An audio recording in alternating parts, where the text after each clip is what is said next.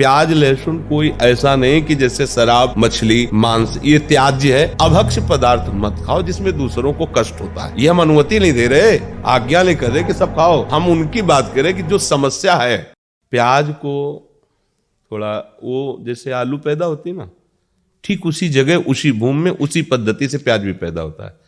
बस अंतर एक घोर तमोगुणी है उसका प्रभाव, इसलिए संत जनों ने उसको निषेध किया है। क्योंकि हमको तमोगुण रजोगुण त्याग कर सतोगुण होते हुए भजन में बढ़ना है, इसलिए वो कोई ऐसा पाप वाला कार्य नहीं है कि जैसे मुर्गा ये सब खाने वाले, वो कोई पाप नहीं है, पर वो भजन में विघ्न है।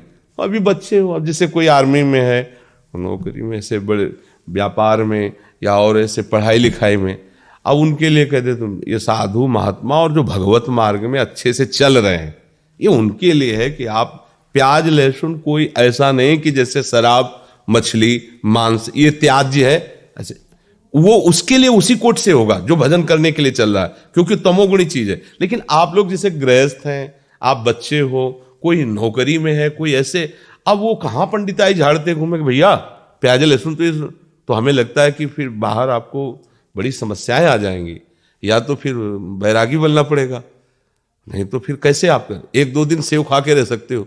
अब आपको अमेरिका जाना, यहाँ जाना, वहां जाना, तो अभक्ष्य पदार्थ मत खाओ जिसमें दूसरों को कष्ट होता है। ये हम अनुमति नहीं दे रहे, आज्ञा नहीं कर रहे कि सब खाओ। हम उनकी बात करें कि जो समस्या है। अब जैसे कोई ये नौकरी पेशा में लगे, अब उनको जाना है इधर उधर टूर में, उनको कहाँ बताएं कि कैसे, तो ये कोई पाप नहीं है।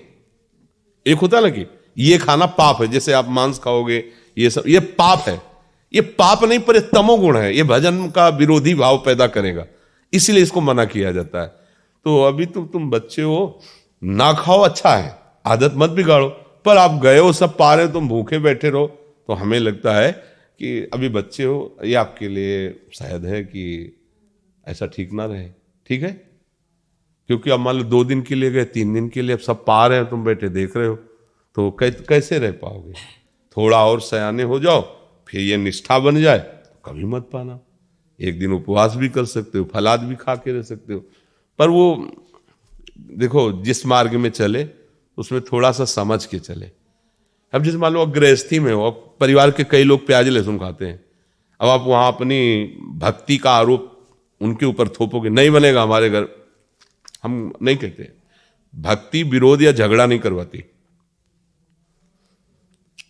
अपने घर में जो बनाने वाले हैं उनसे प्रार्थना कर दी कि आप सबके लिए जैसा बनाइए।